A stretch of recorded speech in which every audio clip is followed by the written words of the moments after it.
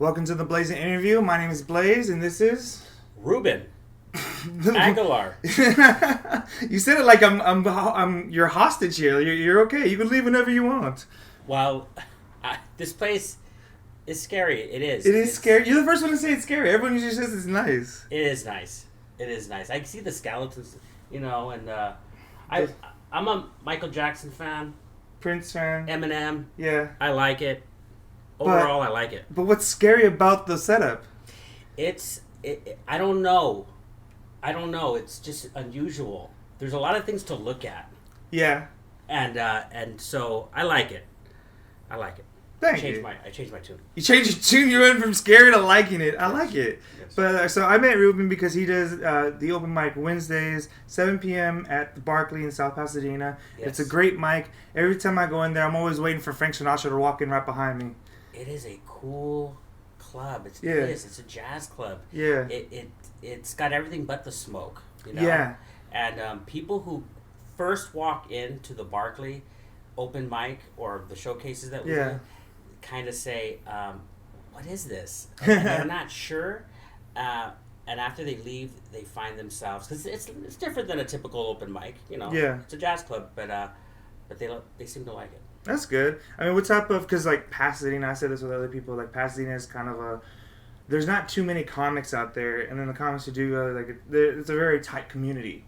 Yes, it is, and I find that several mics have closed in the past year or so, and I'm hoping that the Barkley would kind of replace that as a comfortable mic for people. Yeah. So I'm starting to see people roll in, new people. Yeah. I'm digging it. Yeah.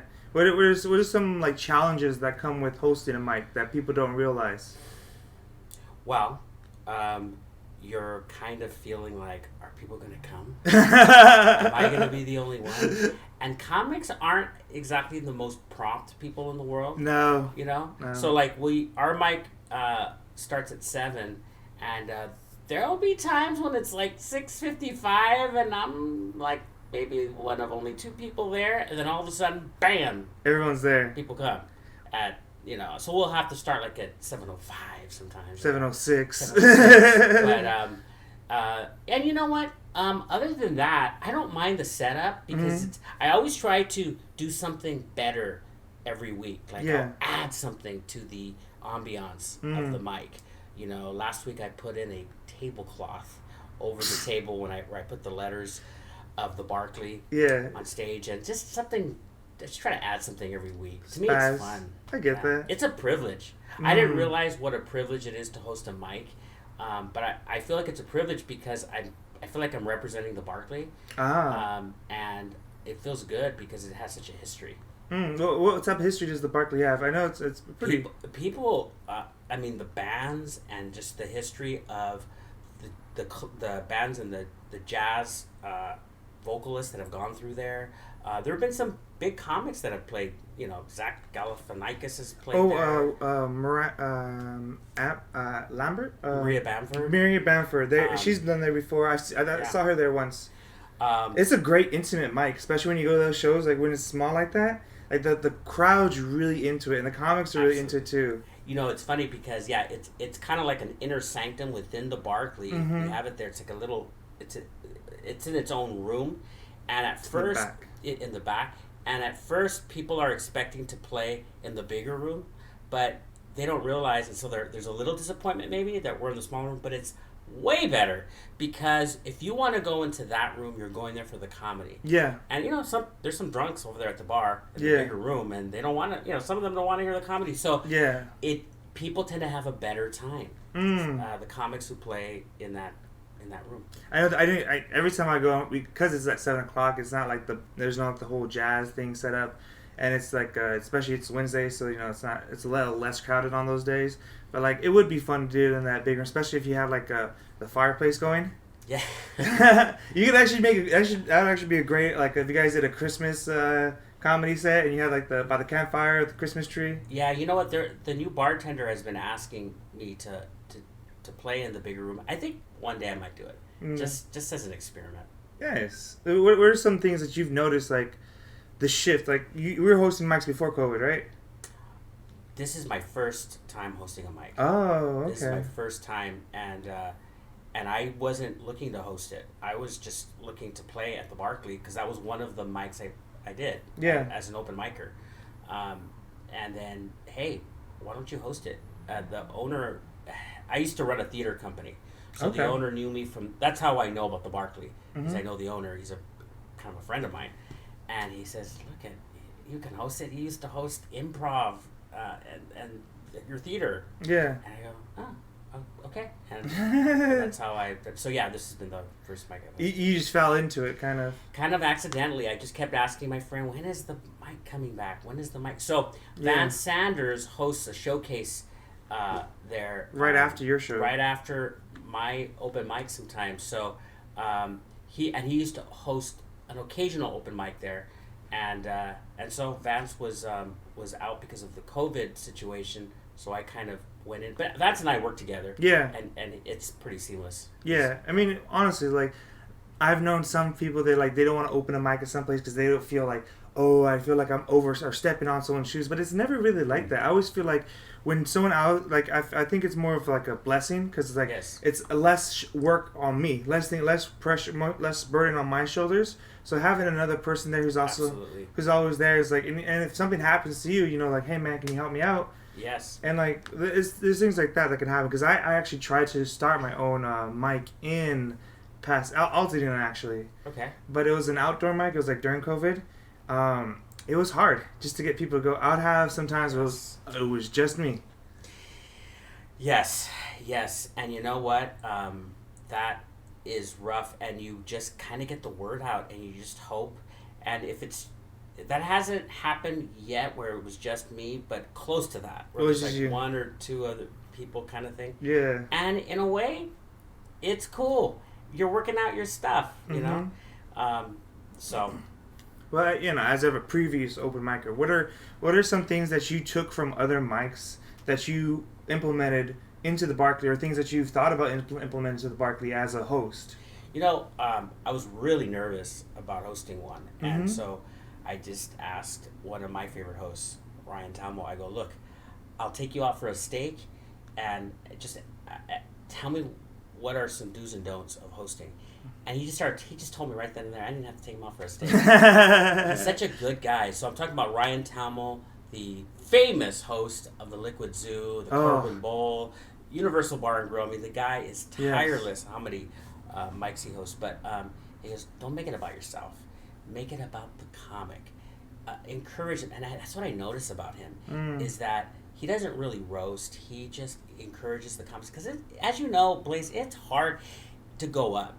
And if you have new stuff, it's not easy to bring it out there. No. And if you bomb, and there's an argument over can you really bomb at an open mic? But I kind of lean towards the people who say yes, you can. Yeah. You kind of can bomb at an open mic because you know the idea of you're trying out new material. Can you really bomb? You know, it's been rough at some open mics when you have material and you go, this doesn't come. But he kind of told me it's about the comic. Encourage them. Yeah.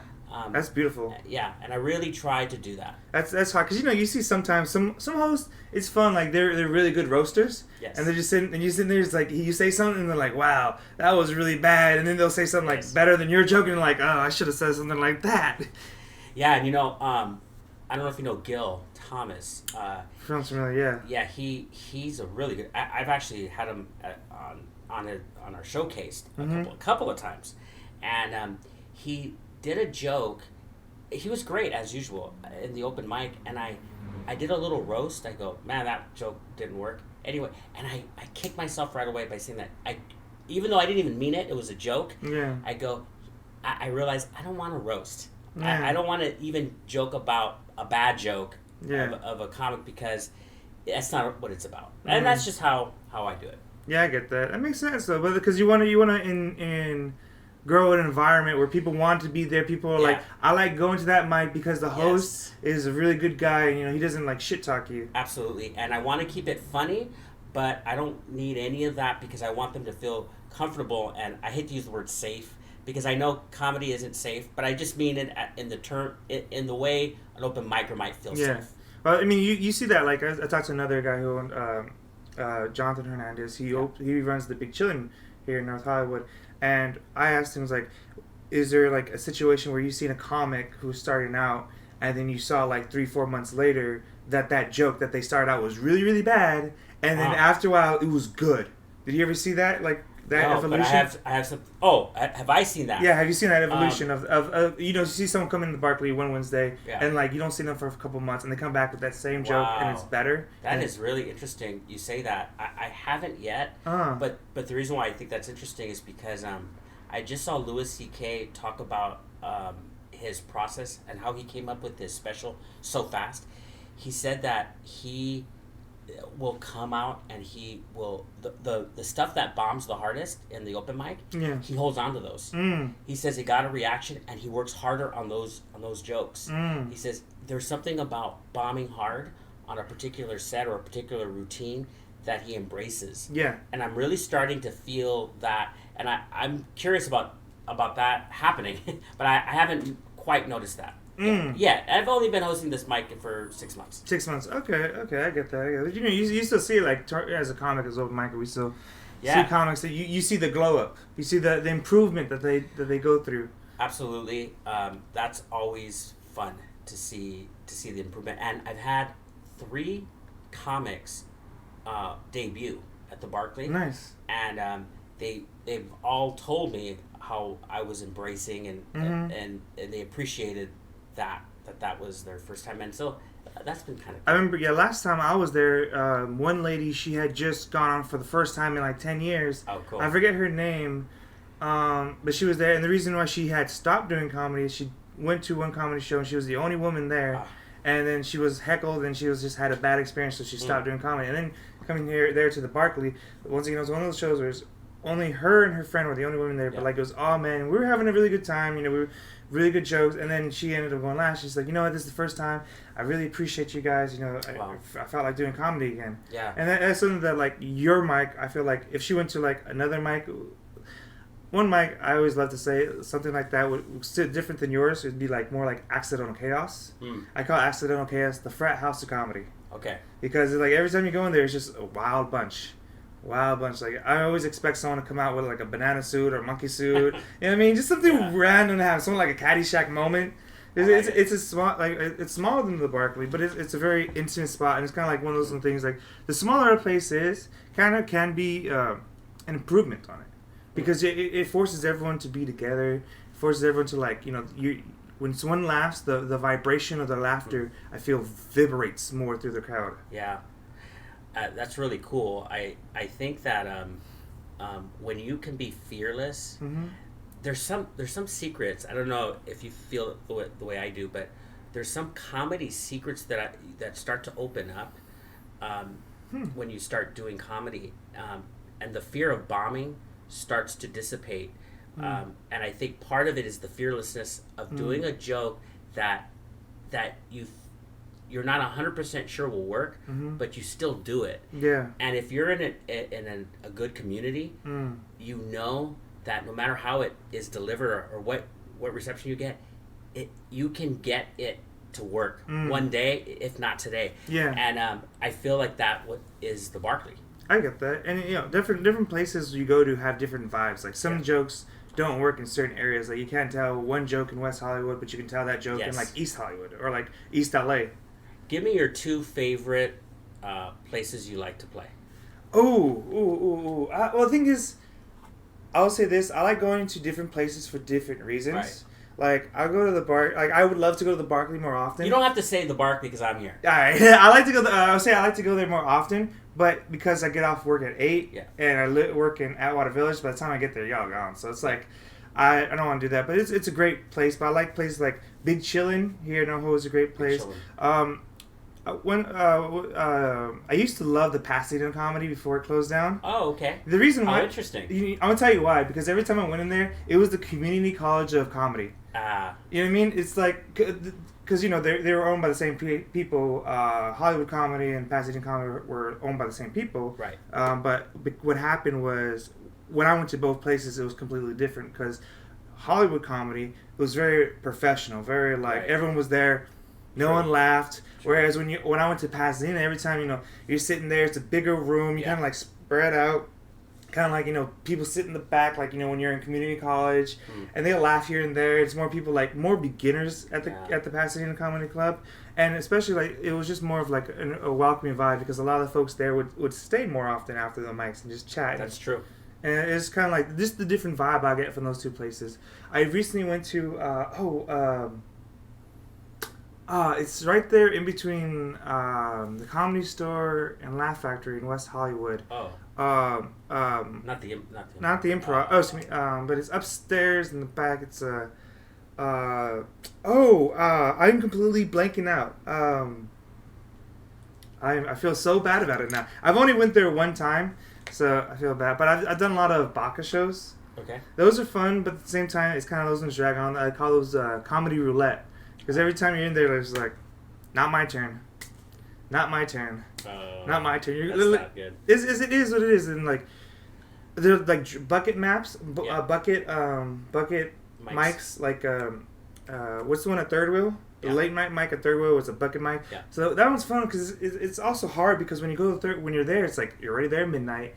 So you're not getting out to like 2 or 3, and then you go up at like 1:30, 1:40, and you're tired. Yeah. Everyone in the crowd's like, That's rough. And then, but like, there's also slotted mics. Like one of my favorite mics on Sundays is in Studio City. It's deadpan comedy, and it's 10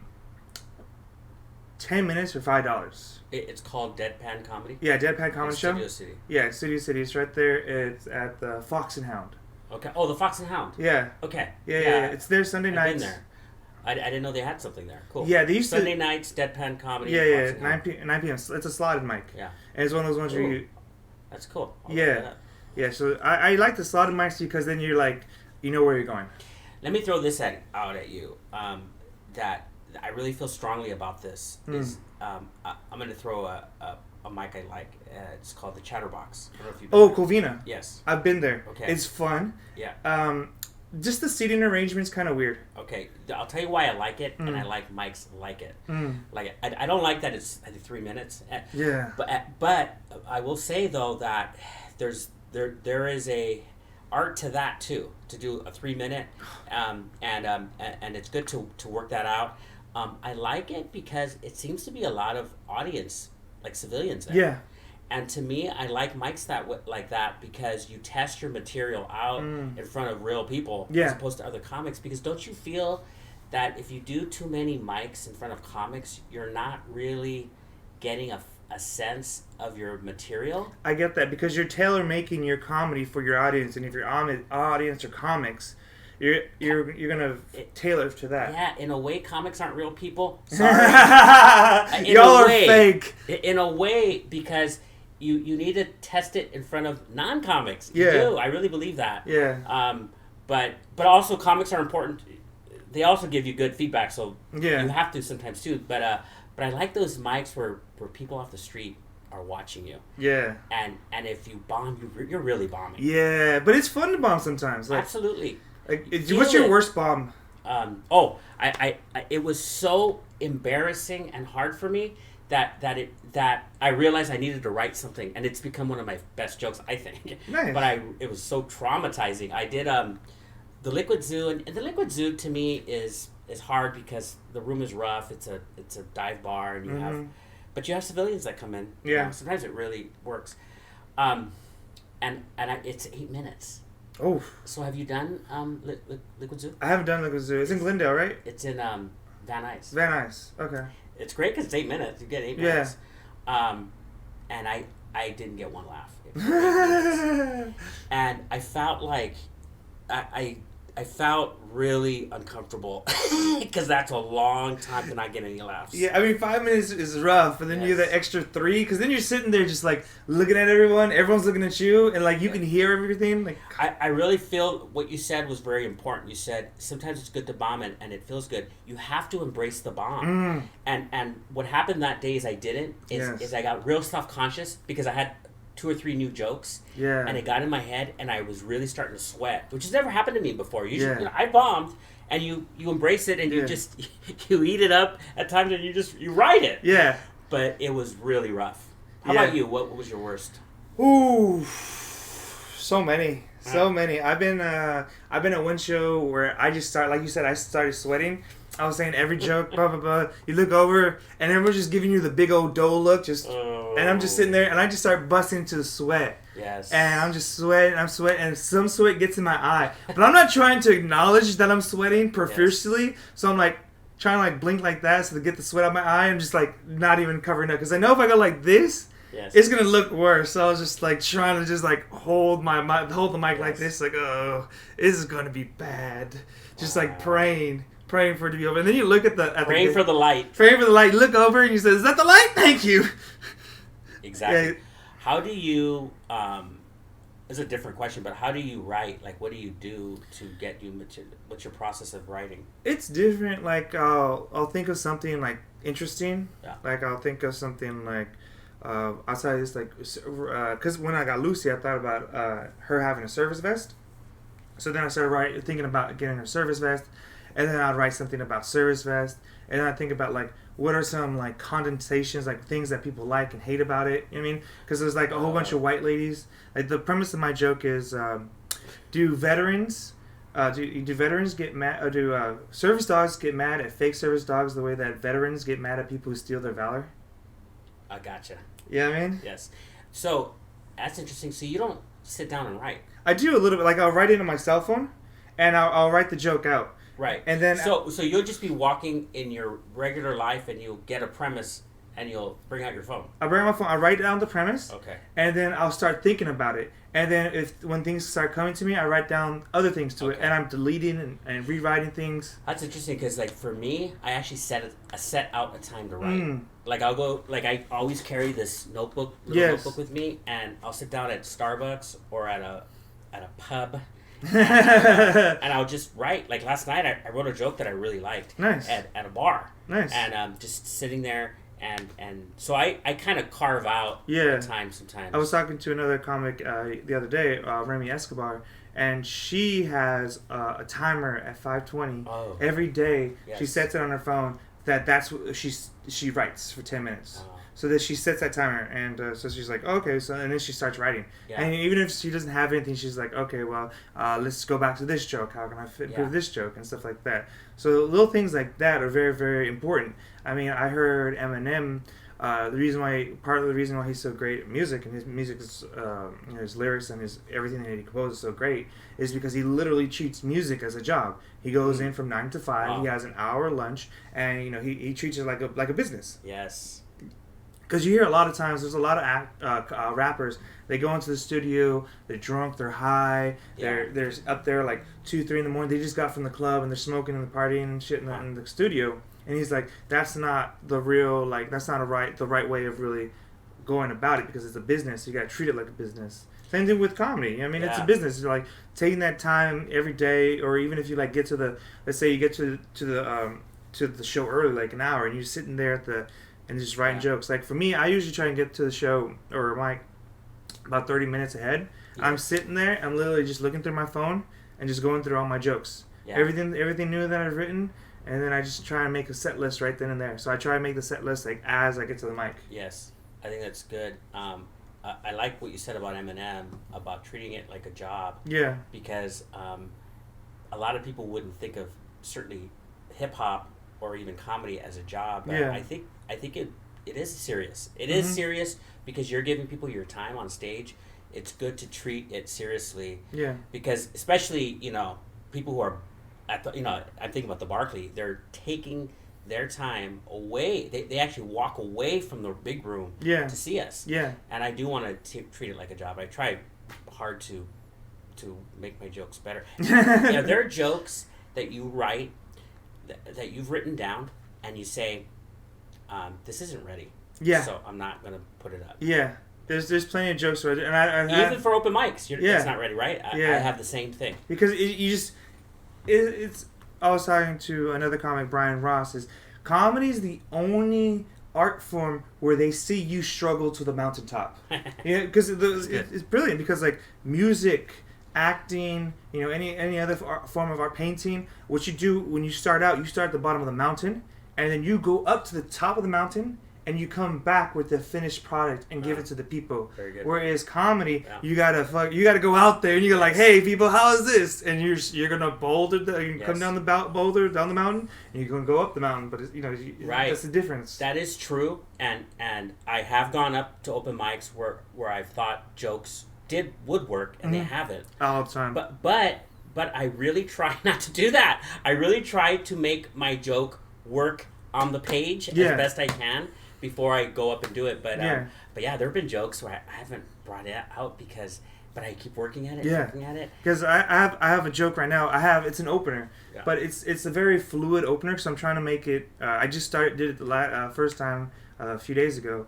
And so what I did, I was reading this book. The book's called She Comes First. Okay. And it's pretty much about condoleness. It's pretty much about just eating, going down, eating the peach. Yeah. So there was a study in there, a research, because it was written by a man who pretty much he just comes too quick, right? So the only way he can satisfy a woman is by using his tongue. And so he did research and all this stuff, and like he's like a sex therapist, right. And he wrote this book.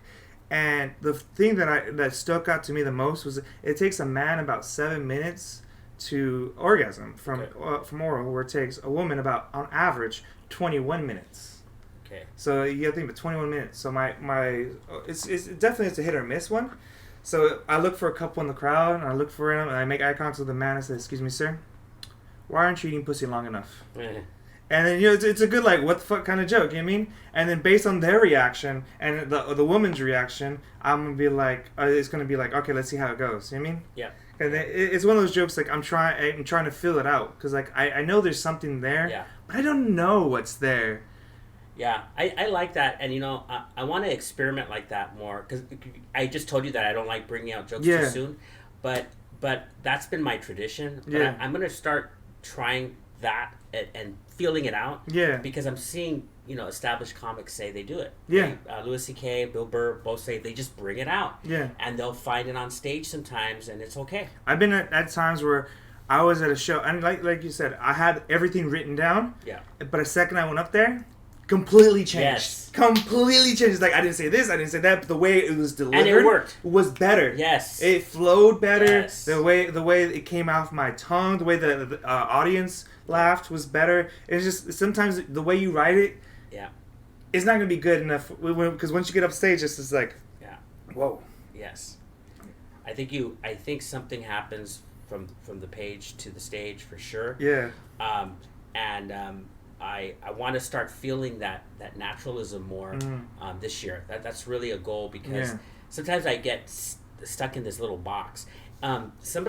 Brad Sanders said something that was really interesting, and this guy is a veteran now. I mean, he's brought in so many comics. He knows a million comics, and he's seen it.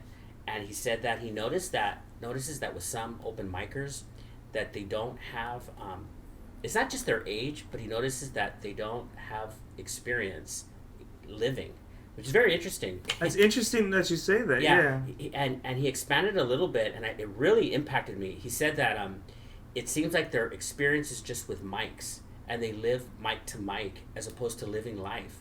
And I thought about it, and I went on vacation this summer, and I go, you know what? I'm not going to do any mics. It's funny because I went to Chicago, Denver, Nashville, and a lot of comics were saying, did you go to the mics up there? And I go, I went to one in Denver. I said, but I just wanted to experience Nashville. Yeah. And it's okay. It's okay to go 2 weeks without doing a mic for me. And the mics are going to be there. And I want to really... And then somebody else told me... another comic goes, I don't understand why you don't talk about your teaching career. You must have a lot of material. And I thought, that's true. I have a lot of experience. Yeah. So I think there's some value to really living life. Yeah. Apart from a mic, living mic to mic. Yeah. No, I get that. I'm the same way because I try and bring like my life experience. I try to bring it like. I have a lot of jokes about my family, about my parents and stuff, about being Mexican, about growing up like that, and like going to Mexico and coming back from Mexico, getting stopped at the border. And I try and like bring that stuff because that's stuff that people can relate to. Because we've all, have you been to Mexico? Yes. And you go onto the border and it's crazy because I've been to the border and like sometimes it's coming from Mexico to California. This is like early 2000s. Literally at TJ. this is all they did. Yeah. Come through. Like, there's no checking passports. There's no checking if there's drugs. There's just like, come through. There's no stop. Yeah. It's intense. Sometimes you're there for an hour and a half, and it's just like, all right, dogs are here. What the fuck you got? They take you out. They take all the luggage out the back, and then they put all the luggage back in.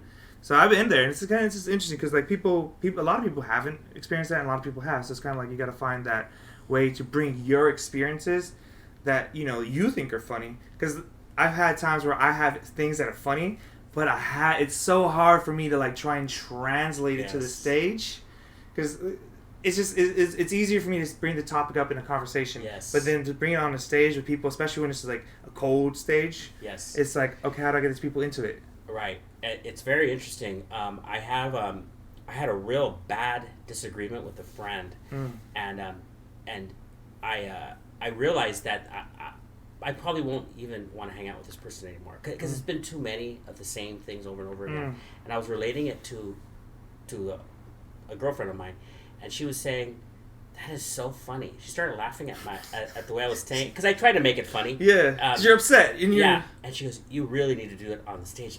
And I don't usually tell my personal life on stage. Yeah. If you see a lot of them are just jokes when I tell. And you have some good dark humor ones. Yeah, I do. I try to. She said it was funny, and I go, put it on the stage. And because my reaction was so negative to doing it, I go, you know what? Embrace that. Yeah. And I really wrote it out. I wrote out, and I found the way to hit it. It hit the beats. I don't know. You know what I mean? Like, because you said, like, how do I translate this for the stage? Because it's funny to me, but it doesn't. Sometimes it doesn't work on the stage. Yeah. But it really helped to write my story out. Yeah. And then I found places to hit the funny. Yeah. You get pause for applause. Yes, it's like it, and so I've done it. Yeah. And man, the bit works. And I'm so glad she told me that, because I would have, and in a way it was traumatizing. So I wasn't telling her for funny at first, but then she found it very funny. Yeah. But I mean, everyone finds anger humorous. Yeah. Yeah. I mean, and she saw me. She saw the rise in me. Like I was getting heated. Yeah. And I go, wow, okay. So I think it is a good exercise to try to find some of those lived experiences that you find funny or not, and to translate them for the stage is a real good exercise. Yeah, I've been trying to have one that I've been trying to get more onto the stage. It's just like everything sucks in the moment, but just remember, in like 10 minutes, it's gonna be funny as fuck. It's because hey, that's true. That's a good way to live. Yeah, because I'm trying to do a better joke about like that premise, in the sense of like, for my friend's birthday, we accidentally got his car towed. He was pissed off as fuck that night, and when we woke him up the next morning, he was still throwing knives at us. So it just needed a little bit more time with him. The old adage is comedy is tragedy plus time. Yes. I mean, it is here and there, but there's also like, not all comedy has to be tragedy. I'm starting to see that quote. Okay, everybody. I'm starting to see that quote pop up, and I almost saw somebody say it as if it was their line, and I really wish I could find it. That is from a movie that's probably my favorite movie of all time. Which one? It's a movie by Woody Allen called Crimes and Misdemeanors. Oh. And all I could say is watch the movie. You're not even gonna synopsis? Like, what is it about? Like, it's just like, it's about the movie is about a woman, a prominent doctor who has an affair, and she decides, hey, you better tell your wife about us because I love you, and he decides to get rid of the problem by getting rid of her. And so it sounds very dark, but it is very funny. Woody Allen does have some surprising good comedy. Like it is like darkness, like his dark humor is actually pretty funny. Yes, he. I feel like I can't say he's an influence of me because Woody Allen is Woody Allen, but he definitely. I was pretty obsessed with his movies and his humor.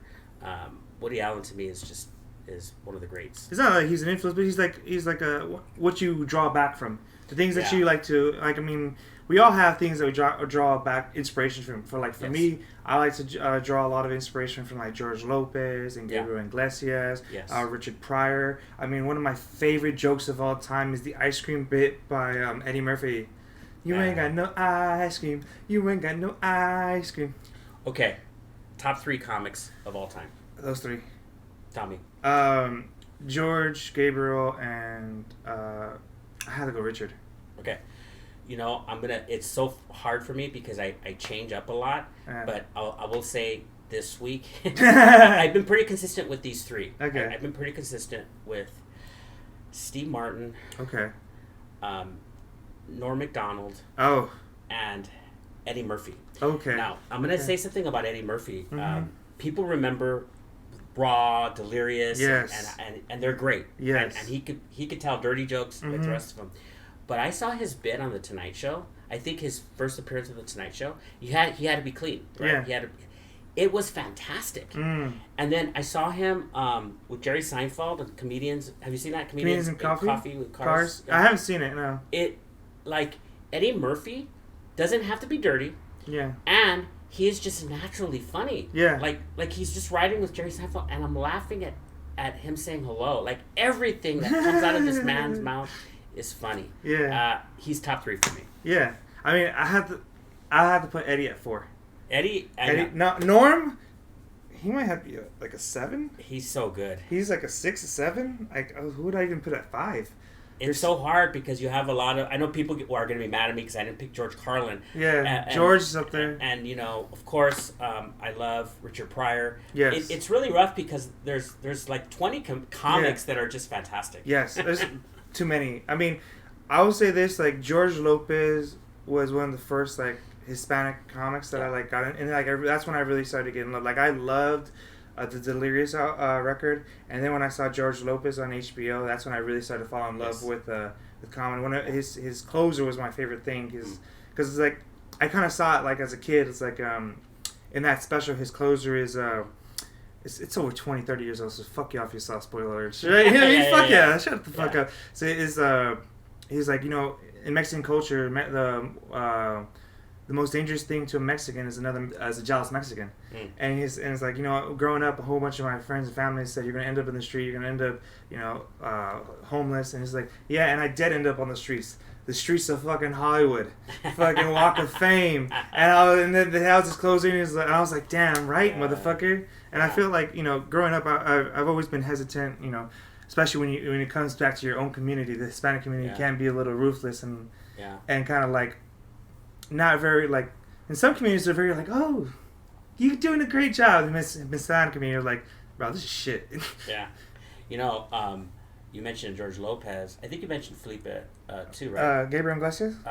No, did you? I thought you mentioned, but I was going to mention Gabriel. Oh, did you mention him? Gabriel Iglesias? Yes.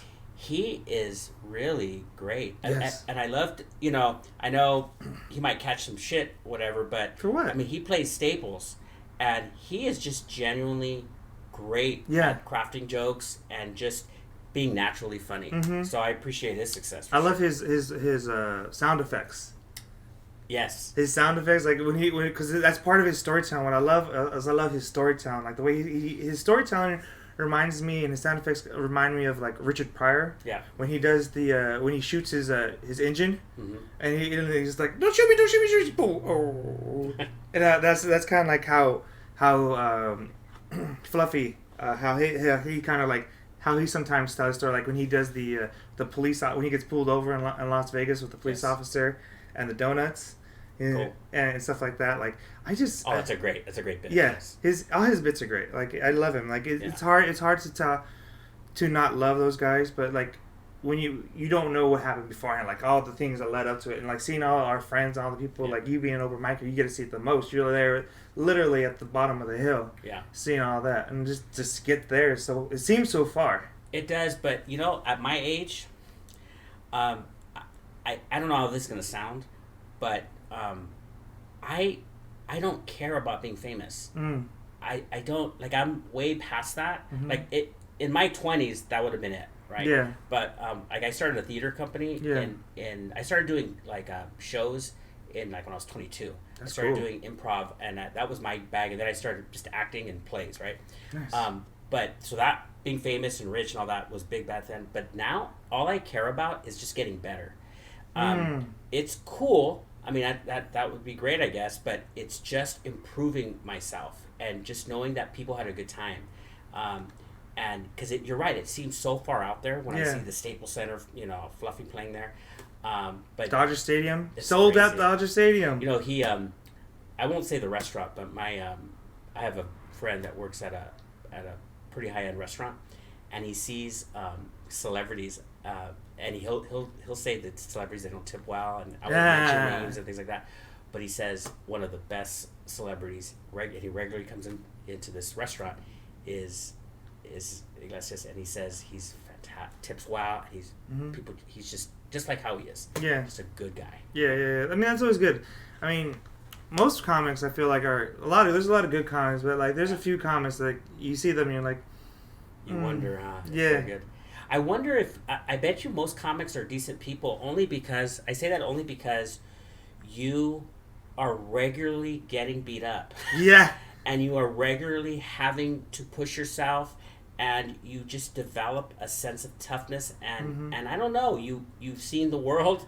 I just think that it's made you it's fashioned you. The world has made you a better person. Some are a little callous, I'd say. Some folks who are in comedy longer, and you see them, they're a little bit more callous. Yeah.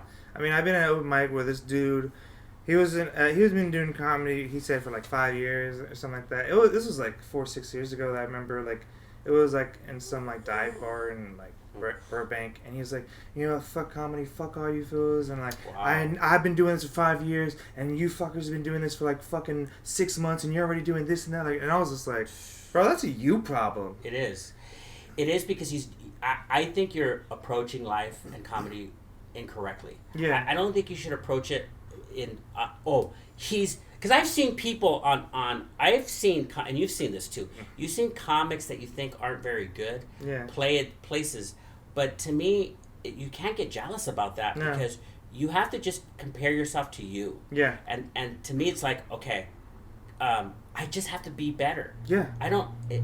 None of that is. It's all bullshit. It's like you have to just do your gig and do it well, and if you make people laugh, isn't that all that matters? Yes. And I think like I'm one of the first people, like, as soon as the mic's over, I want to say hello to everybody, say hello to all the comics, networks, like, oh, where you from, what you do, like, oh, I love this set that you did. I was trying and find with every comic's like, oh, I like this joke of yours. Just say that, and like a comic will really appreciate that. Yes, and absolutely, absolutely. But I don't want to like, oh, I like this joke, but you should have said this. Or you could have said that. Like I have one comic friend. He has a tendency to every time you say a joke, he was always like, oh, I really like that joke. I would have done this instead. I'm like, thanks, man. Thank you. I really appreciate you telling me how to tell my joke. No. You know what I mean? I know. It's like, let me discover it on my own. Yeah. And I know a comic friend who might say a few things to me, and I just say, okay, I'll do the best I can, and I'll do the best I can not doing the same thing. Yeah. Not commenting on people's jokes, just encouraging them. Yeah. Especially now that I'm hosting. Yeah. I don't want to be that guy. Yeah, you don't want to step on people's toes. I mean, I was talking to another guy about mics and shows, because one thing he felt about like touching on toes, like if he like, especially like if he was hosting like a show like at a club or something, he didn't want to talk too much about the previous person's joke or something that he like if they did a bad joke, it's like, oh, that person like blah blah blah, because he felt like, oh, what if the person who's coming up after me had a joke about that person? I didn't want to step on that person's shoes, and I get that, but you can't at the same time, you can't be a mind reader, right? I mean, he could have gone up there and was like, hey, this person said this is what I'm going to say. And the person's like, oh, I was going to say that too. Then that's one thing. You know what I mean? Yeah. But I've been at mics where I knew I was going up next. Right. One of the comics says something, and I'd be like, hey, man, I'm going to say this. What do you think? And it's like, yeah, that's a good one. And he's like, I don't think that's a good one. I'm like, all right, cool, thanks. You know what I mean? Because I like to like, I want to say, like, this little thing, rip on it. And, like, there'll be times where it's like, yeah, that's not a good riff. Yeah. Yeah. Because sometimes I get too excited, and I was like, oh, but sometimes you can lose the crowd, like it just goes over their head. Yeah, yeah. It's I'll tell you one thing that I've gotten better at, I think, because I'm doing it more, and that is, don't bail on a joke. Ooh. And it's really hard because you won't get you and what I mean by that, for those who might not know, is you say the joke and you don't get a laugh. Yeah. And I noticed that comics will say, I hate, this is what I hate the most. Yeah. Oh, so you're not into lunch pail, if the joke. Yeah. I guess you're not into. Oh, I guess this you're beyond this joke, or you're blaming the audience for the joke, or like, oh, I guess this isn't a dolphin crowd. Yes, and there's a variation of that, right? Yeah. I kind of hate that. It's kind of. Yeah, and how about you just let the joke bomb? Yes. Just embrace it and move on. And just stick to it. Yes. It really bothers me, and I know that I'm doing that in a better way than I used to. Sometimes I'll just be like, Another thing I hate when it's just like, all right, guess I'm done with that joke, or I'm never saying that joke again. You know what I mean? Like, I was like, nah, you said that you wrote down the joke for a reason. Try it at a different club. Try it at a different mic, because there's. I always say this. Not every, like I said earlier, not every joke is for every crowd. Yes. And you can't. Sometimes this one joke about babies does great with this crowd, but it doesn't do great with this other crowd. And by the way, let me throw this at you. Have you ever seen a comic say something very funny, but you don't laugh? Not because it's not funny, but you're like, oh, that's cool, or you realize, man, this is a good. You just think it's interesting. Yeah. And you want to hear it again. Like he's not bombing. No. It's like sometimes they'll say something like, or one thing I hate is when everyone goes ooh and they say, oh, is that a bad thing? I think oohs are good. Yes. Whenever I hear ooh, I'm always like, yes, I got an ooh. Got something. Yes, I love an ooh. Yes, me too. But I feel like sometimes comics don't realize that they're funny, that a non-reaction from me wasn't a bad thing. So something to think about. I'll do something like when something like that happens, and I don't laugh at it, but I'll say, that's a great one. Yeah. I'll say, that's a great one. I'll verbally say it out loud. Me too. I'll go, that's a good joke. Yeah. I'll say, or I'll applaud. Yeah. Sometimes I applaud. Yeah. And my applaud is, not only was it funny, it was very funny. Yes. Sometimes I'm amazed by it. It's just a simple cloud, like, ha! Do you ever hear a joke where you're like, oh, man, I wish I wrote that joke? Oh, yes. Joke envy? Yes. Like you feel like the joke is in your wheelhouse. Like, that's something I would have told. But no, dude, he had to create like that joke envy, Yeah, which is cool, I've had it where I've told a joke and someone had a joke that was similar to it, and I was like, "Oh, that's a good." But the thing is we both started our jokes the same, so I was I never met the comic beforehand, but after he said it, when he said it, I was like, "Oh, hold on, is this my joke?" Motherfucker, we had the same mic. We had the same mic. This shit just happened right now, and then he changed it. But then his second half, like the beginning was the same, but the end was so different. Yeah. So I was like, "All right, I'm not gonna get mad at that," because that was the closest I ever got to like a joke. Theft, but like I'm pretty sure it was just common thought because it was about COVID and condoms. So I'm like, oh, no one's got a joke about condoms and COVID. Like everyone's got jokes about those. Yeah, it's parallel thinking. Yeah. Luckily, I don't think I've experienced that. Right? Like, oh man, that guy just stole from me. But I have heard. I've been there's a incident. There's a zoo where people they'll just say it out loud. Oh, I haven't seen so and so in a while since she's stolen Tino's joke. Really? Anyway, yeah. So. I mean, one dude, he some girl who was a comic who also does OnlyFans stole one of his OnlyFans jokes, and so he decided just he went on Instagram. And he wrote, oh, since this bitch wants to steal all my jokes, here's some more jokes. So he just started doing a whole bunch of like OnlyFans jokes and like recording. He dressed up as the girl and shit, and like he's trying to be a little. He's like, all right, fuck you, bitch. You want to fuck my shit? I'll fuck your shit up too. He tagged her in it. I guess I was worried about that kind of thing in the beginning, but I don't even worry about that anymore because I find that it doesn't happen very often, and comics will back each other up. Like I don't think people should do that, and I don't think comics will allow it. No, like. There's some peer support there. Yeah. I mean, it's a very tight-knit community, especially like I say, like South Pass is a very, very small community, and like there's very few comics that I've run into that I wouldn't consider good people at the Barkley. Excuse me. It's okay. I almost said Berkeley.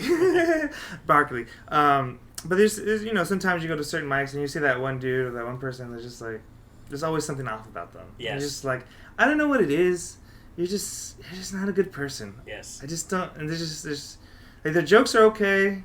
They talk okay, but then there's a certain something about that gleam in their eyes. You're like, I don't know if your jokes are jokes. Yeah. I'm not sure if you're just being hateful. Yeah. I noticed that some comics bring a certain energy to that. I mean, there's this one comic that I don't know. I see him on showcases, but okay. How do you like a comic who does a set, does his set, goes right back to the audience, and gets right on his phone? Ugh. Bro. The whole time he's on his phone. I hate that. I've actually called out a few people when I was at the Pasadena.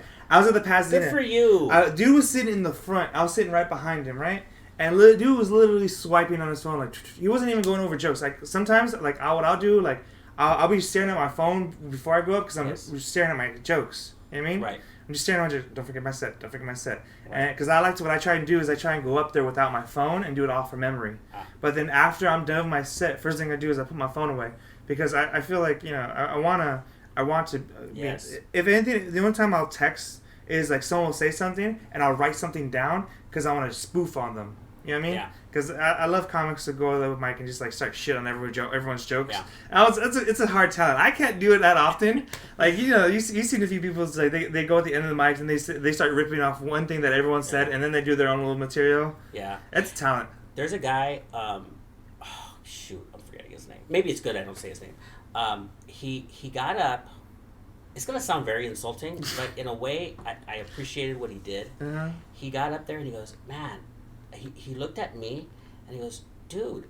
He goes, all you do is jokes, and he goes, we want to hear your story, man. We want to hear your story. And then he pointed to somebody else in the room. You too, man. All you do is jokes. So we want to hear your story. He goes, I'm bored by the same stuff over. He just started ranting. He goes, I'm bored by me too. He goes, I know what you're thinking. Well, you're boring too. He goes, I'm bored by me. And there was something about his rant that I found refreshing. Yes. And I took it to heart. Like, I go, you know what? I want to experiment by telling my story more, because maybe I should not just tell jokes. That's a great rant. It was a really good rant. Like, I found it refreshing. Yeah. And I felt like that guy needed it. He needed to get it off his chest. Yeah. And he I felt like it was personal, but in a good way. Like, he at least he's listening to me. Yeah, he's listening. He's like, he's bored the fuck out, but he's listening. Yeah. I mean, I get that. Like, I'm more, my favorite kind of jokes, honestly, are storytelling jokes. Yeah. Like, if you can weave a narrative for 5 minutes and, like, have punchlines here and there, it's great, but it's hard. It's hard to do. Because you got to keep people entertained the whole time. Yeah. Like, I try, like, well, one thing that I've tried to do is I've tried to have the first 2.5 minutes mirror the last 2.5 minutes. So I want to have one punchline. That's good. And then I have it as my closing punchline. Yeah. So at the 2.5 minute mark, I want that punchline. I think it's good for the audience's brain too. Mm-hmm. They feel like they saw something complete, like a beginning, middle, and an end. Yes. You know. I want to have if anything, if the best. I always say, if in 5 minutes, if you can have a punchline work 3 times, that's a great fucking story. Yeah. You know what I mean? Three the same punchlines in 5 minutes said 3 times. That's hard. Do you ever like? You know what people are telling me, and I realize how much of a compliment it is. People are telling me they like the cadence of my voice. Ooh. And the real, I've had several people tell me that on stage, like from the stage, of course. Not now. Right? Yeah. But like when I do my I understand stage, what you mean. That's And the reason why I realize it's kind of a compliment, because there are comics, and I'm thinking of one right now, who I just laugh when they start talking, and I go, man, his voice makes me laugh. and like, do you know what I mean? Yeah. Some people like. They like you said with Eddie Murphy, the way he says hello is funny. Yeah, like I really think there's a cadence that is a funny cadence, and like, it gives you a head start. Like, certain comics already have a head start with you because they sound funny. I mean, when you do your joke, when you're on stage, you definitely have a lower and more like voice. Because like your off stage is like, hey, how you doing? It's nice, higher register. But when you're on stage, you're like, show. I mean, I know like some female comics do that. Like yes. they're on there. You see them say, "Hi, how you doing? Nice to meet you. I'm da da da," and they're on stage like, "Hey, how you guys doing? Good to see you all." Yeah. Yes. They change their whole tone. Yes, and I think it's an effect. Now, if you see the same person night after night, it might start to wear on you. But if it's somebody you know that comes up and has that kind of effect, and it works. Sometimes it works. Yeah, so. I try. I always like I said, I want to try and make my stand up like a conversation with the crowd. Yeah. So I try and keep the same register and try and keep the same flow of like how I'm talking. Like I want to. Hardest thing to do is crowd work. Yes. It's literally you're giving a gun to the crowd. You're like, here's a gun, shoot me, and hopefully you miss. Yeah. Because like I said, like I told you, the opener with the eating pussy joke is like, it's a I'm giving you a gun. Now either you're gonna hit me or I'm gonna hit you. I think that I think some people just take to it like a marlin to the sea. You know, like they revel in it, and I think it's a tool. Yes. Like you could put in your toolbox. So I'm starting to play with it a little bit. Yeah. Because I'm like you said, when you're bombing, there's two ways to go about bombing. I would say either when you bomb, you either stick with what you wrote, you know what I mean, stick with the script, or B, just say, fuck it, let's just talk about how bad I'm bombing. Yeah. You know what I mean? Or just try and switch it up. That's totally. I think that's totally fine. You just say, I know this is a bad set. Yeah. I am aware that I'm bombing. Yeah. Let's talk about it. Yeah, let's talk about it. Or like you're like just switch up talk. Like, oh, you guys don't like the things I wrote today. I was like, all right, well, let me try something new. Like, what do you guys think of this? You know what I mean? Yes. And then someone says something in the crowd, and it's like, okay, you want to talk about that? We'll talk about that. You know what I mean? Yeah. And it's hard. Like I said, like giving the audience power is a double-edged sword. It's pretty much just giving them a gun. Yeah. So it's hard. Like, do you have any tricks for crowd work? Okay. Sometimes there might be a joke ready, and it looks like crowd work. Okay. Okay, I'll be honest with you. So that's one trick. The other thing is I might... it's different because with the Barkley, I might know somebody in the crowd. Yeah. And I might just have maybe it's just talking. Yeah. Maybe it's just talking and finding that thing that makes them laugh. But so the trick I think for me is if I'm going to do crowd work, I'm in a good mood. Yeah. And I notice that when I'm in a good mood and there's rapport with the audience, they're ready to laugh. You know what I realized? So I was at the Improv and I took a date and I realized, because I've been going to the Comedy Store, you know, I go there a lot, and I realized one of the perks of becoming a comic that plays at the Improv regularly, or you know, there's certain guys that you see a lot. Yeah. You know, not necessarily big guys, but like mid-range guys who play there. The audiences are going to laugh at you.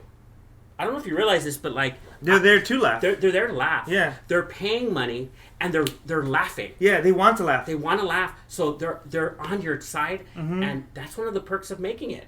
Ah. I'm telling you, like I see these. So I took this date, and I noticed a couple of comics. Most of them were really good. Yeah. I brought her on a really good night, and they were great. And there were a couple of them that were just okay, but she loved everyone. Yeah. And that was, I would say, generally the audience, and I'm noticing that thing.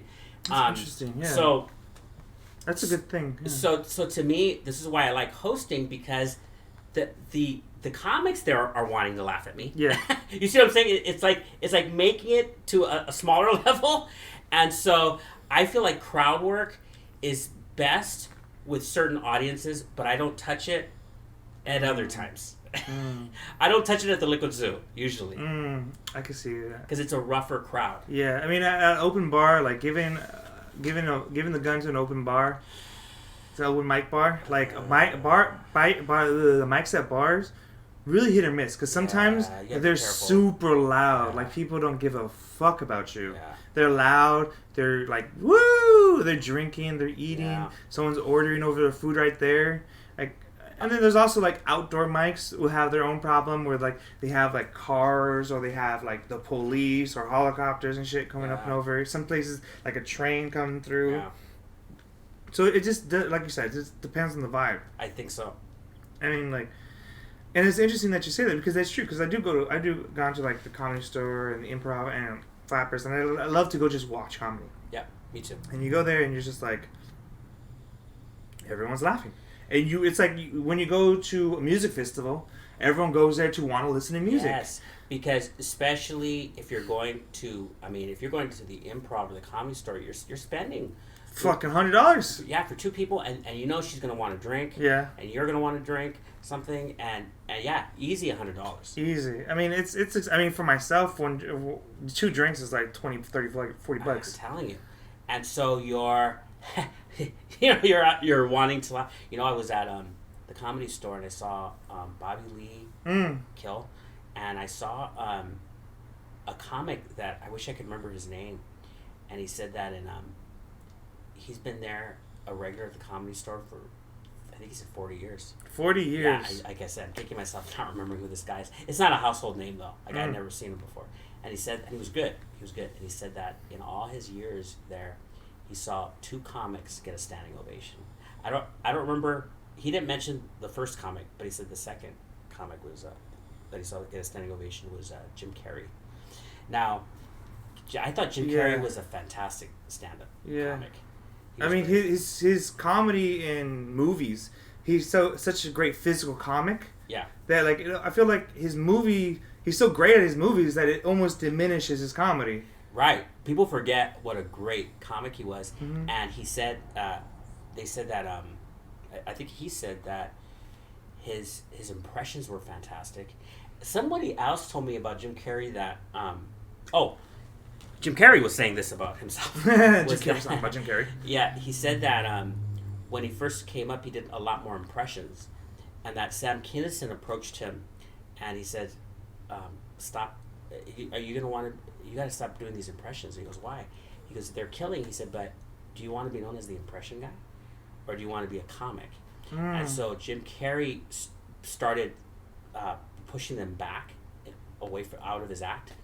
And he said one of the hardest things he ever had to do was he had this set in his back pocket that he knew killed. And he had this audience in front of him, and he didn't pull it out. He did this new stuff without the impressions. He goes, it's one of the hardest things he had to do, but he goes, that's when I became a real comic. Damn. That's hard. Yes. Yeah. I mean, there's always this saying, you got to kill your babies. Yes. Like, there's a joke that you love. That you love keep it back there. Kill it. Kill it because... but it's hard to tell. How do you know to kill a joke? Well, I'm not even saying kill it. Yeah. I'm saying kill it that night maybe. Because you have to bring out this other stuff, and you have to work on something, and you have to keep... See how, at least for me, I can only relate to what Jim Carrey said, only in the sense that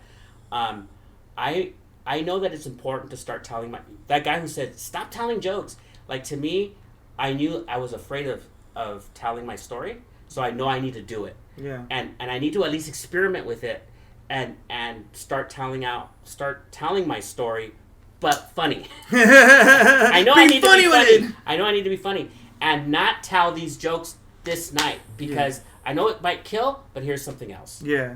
Yeah, that's great advice though. But I mean, especially for young comics, they don't understand these things. Yeah. I mean, it takes years. I mean, a lot of comics, they don't get famous until year 10, 15, 20. I mean, the other guy, 40 years, comedy store. I mean, he's not a household name, but, what is his definition of success? What makes a person, what do you think, everyone's different, but for you, what is your definition of success with comedy? Oh, man. Well, I guess it's I know there's like levels. I've heard of the rungs, the open micer, the feature, headliner, and then the headliner. Yeah. But like I guess a lot of comics agree with me when I say that you draw audiences and people pay for you. Yeah. I think if people are willing to see you and pay for you, you're regularly. I think you're successful because that's their hard-earned time and money. Yeah. I mean, that's a good point because it's like with that, I always like to tell people I have a saying. everyone wants to be 25 with 25 mil in the bank, 25 million followers, 25-inch rims. That's not how life is. Most people don't become successful until like the 30s or 40s. Yeah. And I feel like, especially with a lot of young folks, you see all these influencers out there with these sexy bodies and shit, and it's like, that's not what life is. Yeah. Life is a lot of just ugliness. Right. I think we can all, that's true, but I think in a way, all regular open micers are successful. I mean, to the extent that they're building something, they're participating in life. Yeah. Like, there's some people who, think about it, these are people who are writing something, assuming you're sitting down and you're trying to craft something, and not just getting up there and just, we do see those guys who are just spouting stuff and they're not really working at anything. No. But I feel like I think that they're successful in the sense that there are some people who just get drunk and high every day. Yeah. And they're not participating in life. They're not engaging in anything. Yes. I mean, you being a teacher, you see these young children, and you see them like they literally have the world. Oh, by the way, I don't know if we mentioned this. I am a high school English teacher. Okay. I teach 10th and 11th grade. Nice. Both my sisters are teachers. Okay. So I'm not, luckily. But back to your point, I do see. And you see these kids, like they have they're literally at the footsteps of their life. Because especially when you're in high school, that's like the footsteps of your adult life. And you see these kids, and you're like, okay, this kid's probably going to do something. This kid's probably not going to be as successful in life. But, I don't want to say that they're not going to be... Listen, Jimmy, you're not going to be successful. But just deal with it. Just deal with it. Like, Sorry. But it's the same thing in comedy. Like, you see all these comics, like, they're at the footsteps of their career, a lot of these open micers. And, like, you see some of them, you're like, I really hope this person does good. And then... few years later, they're not doing comedy anymore, and then you see one dude, you're like, damn, I'm not sure this dude will ever make it. And then 4 years later, he's doing a really good show. He's doing a show in New York. He's doing a show in Miami. He's doing a show. That's weird. You know what I mean? Yeah. And it's the same thing with children. You know what I mean? It's comics the same. It's funny because like, do you ever see somebody and you go, oh yeah, it's just a matter of time. Yeah. Me too.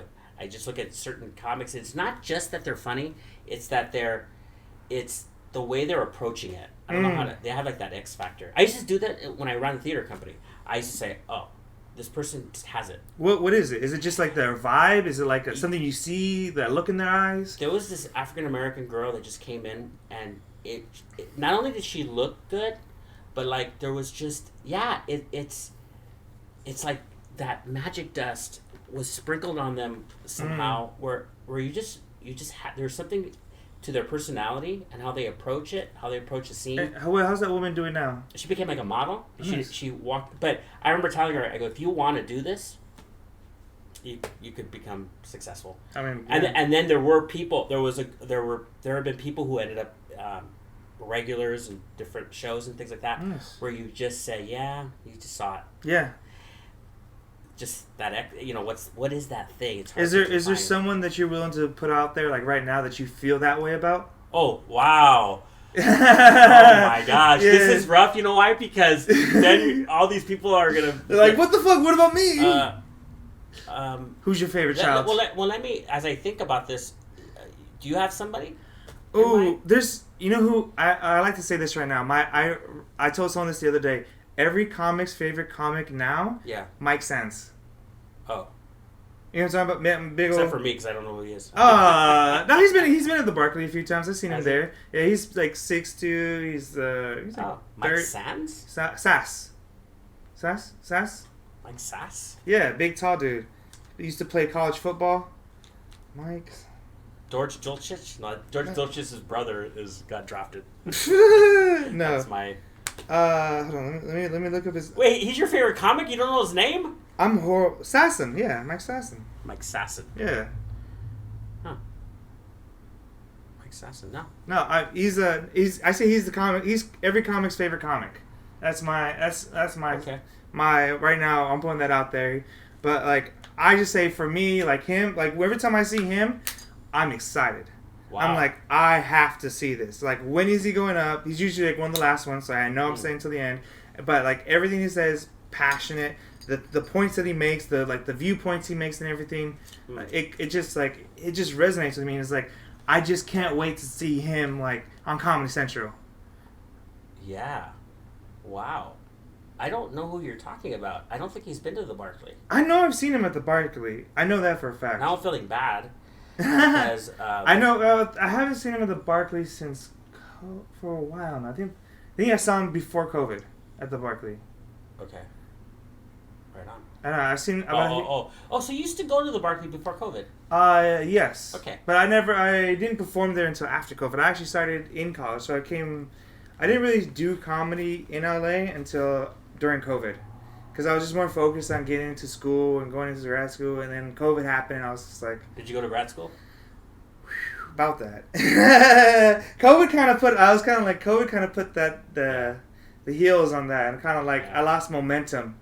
It's kind of like I don't want to go. I'm turning 30 in this October, so I'm like... Congratulations. Thank you. And so I'm like 30, thinking for my 30th birthday, I'm going to say fuck it and just apply. Yeah. Just like, you know what? It's 30 for the next...